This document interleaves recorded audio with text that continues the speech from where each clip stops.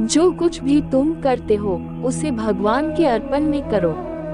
ये बयान करता है कि हमें अपने कार्यों को निस्वार्थ भाव से करना चाहिए, भगवान के लिए और फल की आशा छोड़कर। मन, बुद्धि और चित्त को संयमित रखो। कृष्णा हमें ये सिखाते हैं कि हमें मन को वश में रखना चाहिए और अपनी बुद्धि को विचारशील बनाना चाहिए।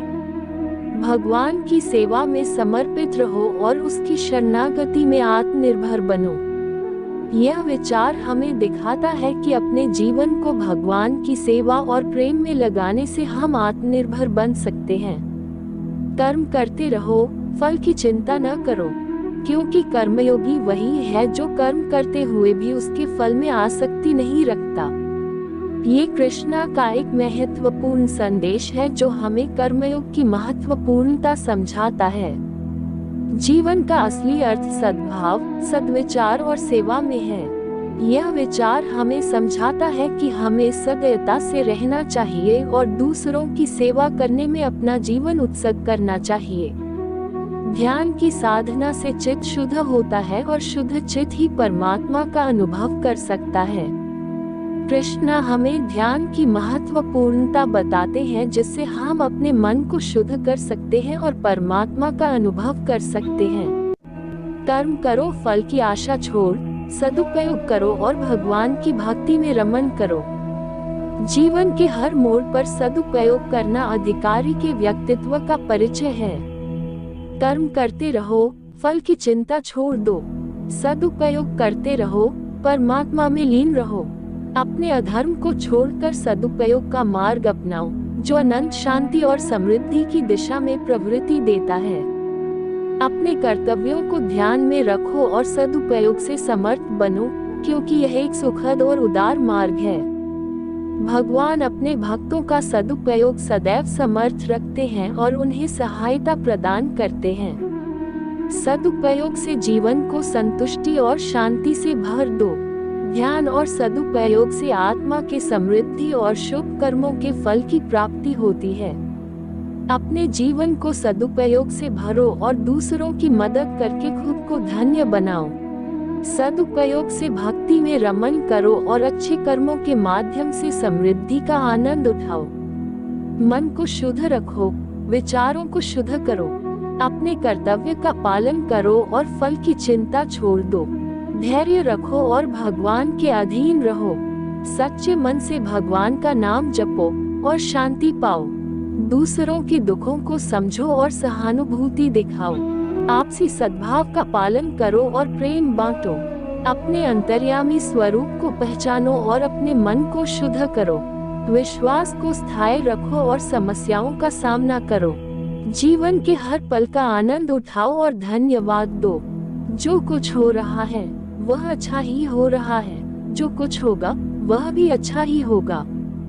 तुम अधर्म के पथ पर कर्म करने में सफल नहीं हो पाओगे।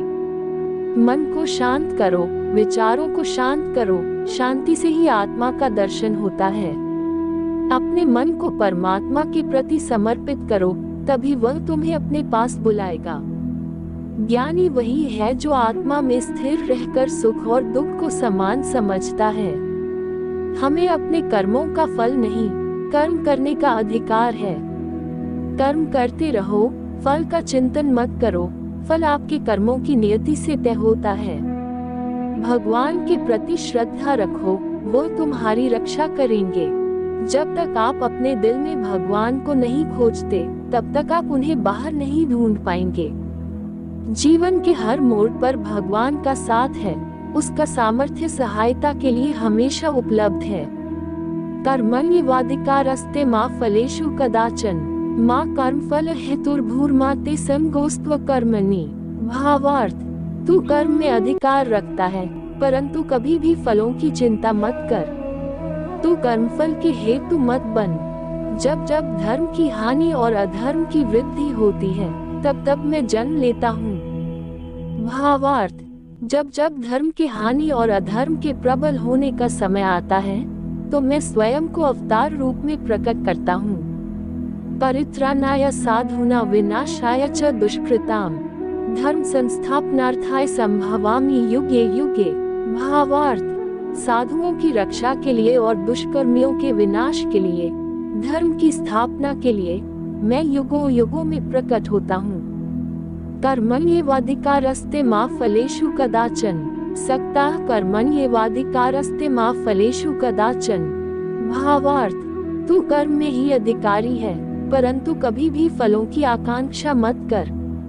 तू कर्म में सख्त भी मत हो, फलों की आकांक्षा मत कर।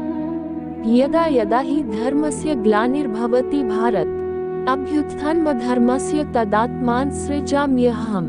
भावार्थ, हे भारत, जब जब धर्म की हानि और अधर्म की वृद्धि होती है, तब तब मैं स्वयं को प्रकट करता हूँ। जीवन में सभी चीजें त्याग दो जो तुम्हें नहीं मिलती, और उसे छोड़ दो जो तुम्हारी है।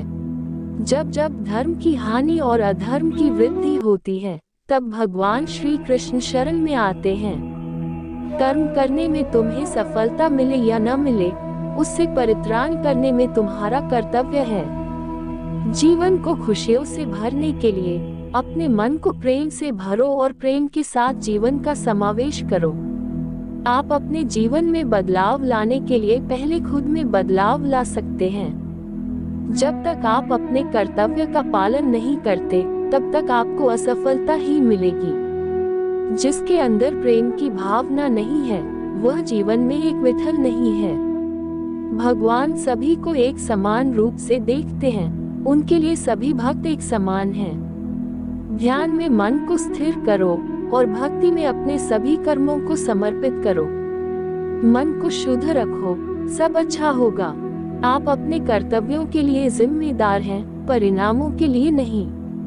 विश्वास रखो, भगवान सभी के साथ हैं। दूसरों के प्रति दया रखो और उन्हें समझो। जीवन का सबसे बड़ा धन्यवाद धर्म पालन है। समय की कद्र करो, क्योंकि वह कभी वापस नहीं आता। हमारे मन के विचार हमारे भविष्य को निर्मित करते हैं। समस्याओं का सामना करने के लिए साहस रखो और उन्हें पार करो।